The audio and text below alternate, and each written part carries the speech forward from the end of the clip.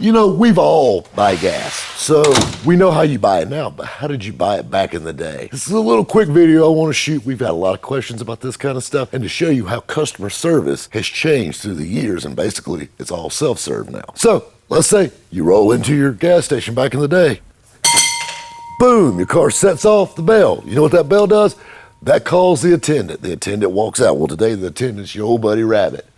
Time to get some gas. So this is a 50s pump. A couple of cool things I want to point out on this Erie pump. Now this is a replica pump, but it's exactly like they were in the 50s.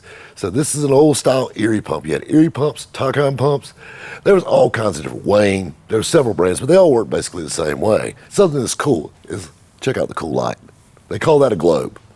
And basically, you know, this represented what brand of gas they sold. You know, back in the day, this is Flying A, or better known as Associated Gas. You had them in up north. Matter of fact, if you look at the old Happy Days or the Happy Days TV show back in the day, the Fonz worked at the Flying A gas station. But anyway, you know, you pull into the gas station, you set the bell off, the attendant comes out. Well, something you need to think about is first, you'll see this sticker. It says, contains lead. Well, gas today doesn't have lead in it because cars have hardened valves. Back in the day, they put lead in gas because the valves were actually softer. So the lead actually helped protect the valves to keep a car from burning valves. It's also a little better for the environment, and that was the big reason why they got away from using lead in gasoline. If you'll notice now, gas is called unleaded for that very reason. You'll see this little glass globe with marbles in it. You're like, what's that there? Well, that actually tells you that there's gas flowing through this. So when you go to pump gas, this will be bubbling all around, and those marbles will be floating in the gas. But another cool thing that I love about this era of gas station stuff is while your gas was pumping, they were checking your oil.